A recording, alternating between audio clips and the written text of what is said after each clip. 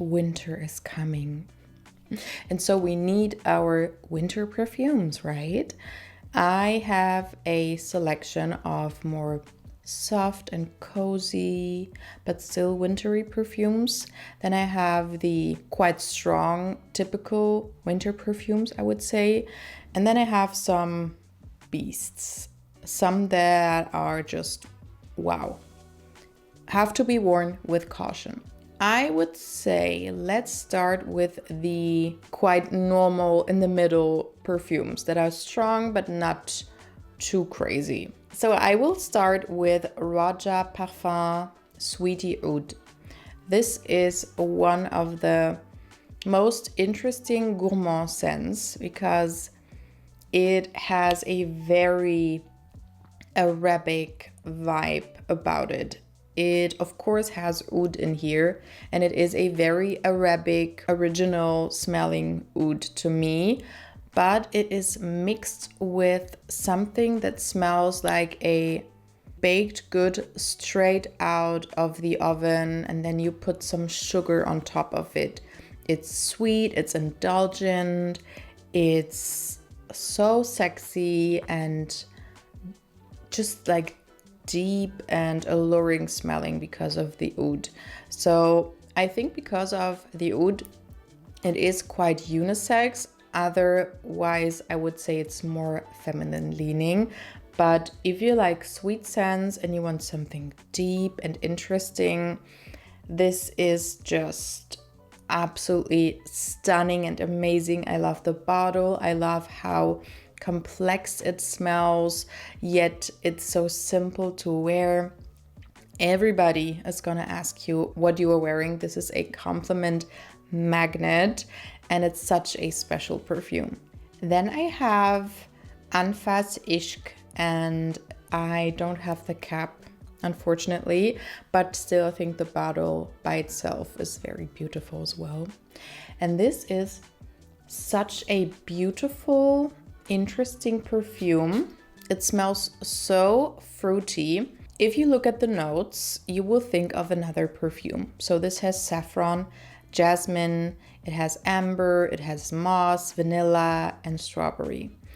And the saffron and the amber, and I think also the jasmine, are all notes that are in Baccarat Rouge. So this definitely has a similar vibe, but it's not like, oh yeah, this is a Baccarat Rouge alternative. It's just in the same realm. But then you have the strawberry note, which reminds me of the For Her line by Burberry, which also has a Baccarat Rouge vibe about it, but is a lot more screechy and synthetic smelling. So this one is like as if you would mix the Burberry Her Elixir version with Baccarat Rouge, and then you put something a little bit more deep into it. This is what you get. It's so interesting, and strawberry is not a note I would see in wintertime, but I love it. Also, I love, if you know those chocolate covered strawberries that you get at the Christmas market. So I mean, there is this thing about strawberries in wintertime for me. This doesn't smell of it, but I'm just saying. I love the idea about a strong, quite wintry perfume mixed in with a summery fruit like that. I just feel like it's amazing. I love to wear it. It has a very good longevity, but it's not a beast. Nobody's gonna be like, oh my god, what are you wearing? You can spray it liberally, quite liberally. I do. It doesn't give me a headache, and it's such a beautiful take on a strawberry perfume. And speaking of fruits, I have Duchessa by Gritti, which is a cherry perfume.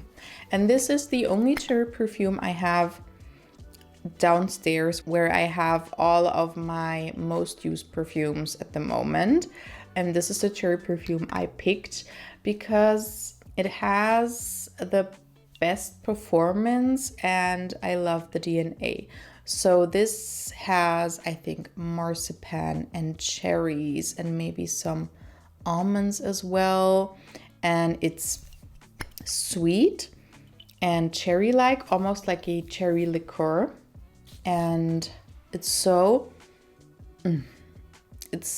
yummy, and it has this sexiness about it. And at the same time, just like Ishq, it's not something that is too strong, because those cherry almond combinations can be too much for me. Almond perfumes in general can be too much for me. And this one is not. It's just balanced with all of the other notes. It has something floral in here, something sweet, maybe from a tonka bean. It's so beautiful and it looks so stunning. Perfect for date nights as well.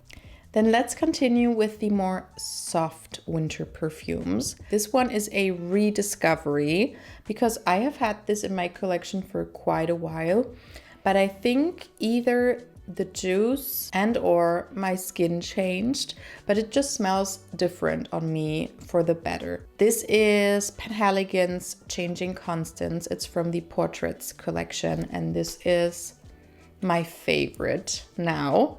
I love a lot of their perfumes, but this one is just, oh my God, it's so, so good. So this is mostly a caramel scent in the most sophisticated way you could do a caramel scent with spices. So there is a very strong cardamom note, there is some pepper in here, and then you get a very cozy, fluffy, sweet base of vanilla, some cashmeran, and then there's also some tobacco. But I would say it's like a blonde tobacco, more a light and not as smoky tobacco.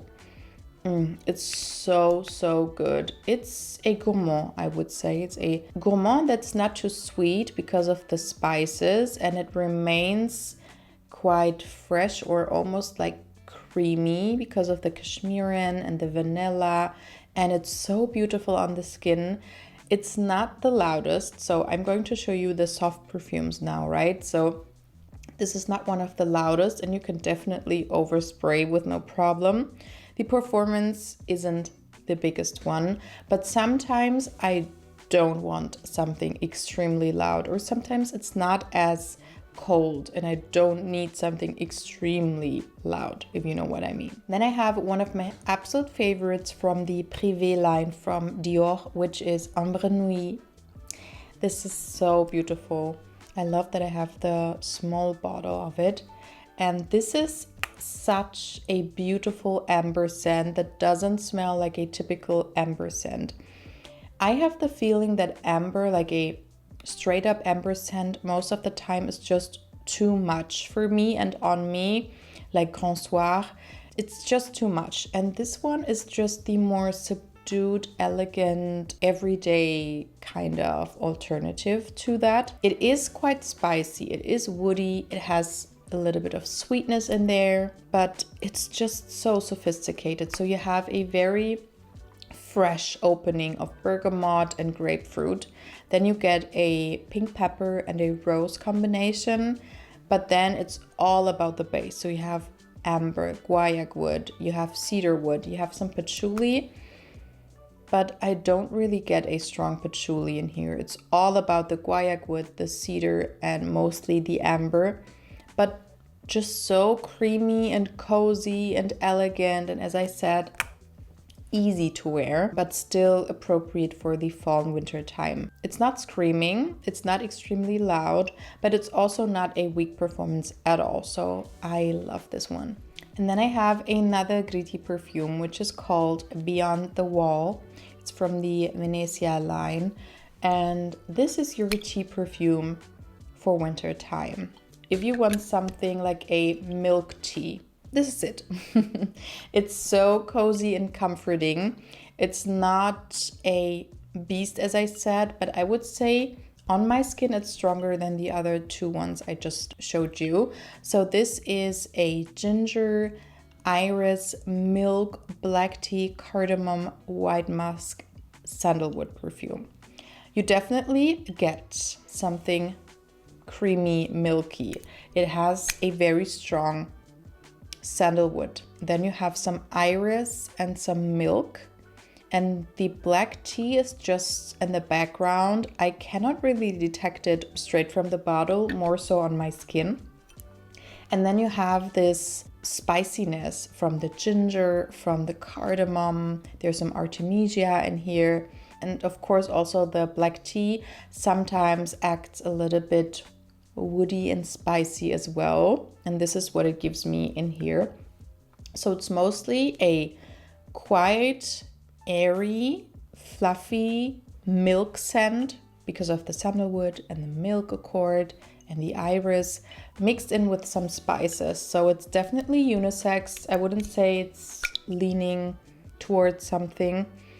It's just a very milky, spicy scent with some slight sweetness, but not too much. Okay, and then of course I have two beasts. So the first one is a rediscovery as well. This is Baccarat Rouge 540 by MFK. I fell in love with this perfume years ago, but I didn't get it. I got some dupes and then I just smelled that one or all of the alternatives all day long, and I couldn't really smell it and I was over it. And then just a couple of weeks ago, I gave it another chance, and like the Penhaligon's one, I feel like something changed, either the juice and or my skin, no idea, but it smells different on me. It's not as sweet and loud on my skin anymore, and I get more of the saffron and something like almost like a floral saffron, and it's so fresh. I get the freshness from the perfume that I did not get in the beginning. And it also acts almost like a molecule perfume because sometimes I cannot really smell myself, but others can from far away, or the other way around. I'm asking my husband, can you smell me? And he's like, not too much. And I'm like, wow, overwhelmed because it's so strong. So it's quite an interesting perfume. Of course, nothing new, I guess, to you, but it's just something I'm craving right now. So this is a saffron and jasmine and amber perfume, but done in a way where I don't really smell any of those notes individually. It's just a very complex perfume, difficult to describe. But as I said, right now I'm smelling mostly a very floral, fresh saffron with something almost molecular smelling in the background. And the last one is the strongest of them all and the most inexpensive of them all. So this is from Lattafa and it's called Sheikh the Luxe edition. And this smells quite similar to Lancôme Oud Bouquet, which is a very authentic Arabic smelling perfume. I was quite impressed when I smelled Oud Bouquet for the first time because it smelled like proper Arabic oud perfumes. So this is mostly a rose, caramel, and oud perfume. On here it doesn't even say oud in the notes. It says it's rose and saffron again and cinnamon, and the heart caramel and patchouli, and then the base ambroxan, vanilla, amber, and woody notes in general. But to me, it's all about oud, rose, a very strong, quite sophisticated, elegant rose that is caramelized with some caramel, of course. You get a slight saffron note, and I always feel like saffron makes everything a lot more elegant and sophisticated. But then you have the strong amber in the base with the ambroxan, and it's just a beast. This is so strong. So you have to like Arabic perfumes, you have to like oud, you have to like roses, and you have to like sweet perfumes. Or maybe if you are searching for an alternative to Oud Bouquet by Lancôme, this one is so great, smells so luxe, as it says in the name, Luxe edition. It smells luxe, very complex, very niche smelling, such a good price, and you will have this bottle for forever because you only need one spray, maximum 2, and you're good to go. So these were all of my picks for winter perfumes. Let me know which ones you're going to wear this winter time, and I hope to see you in my next video. Bye!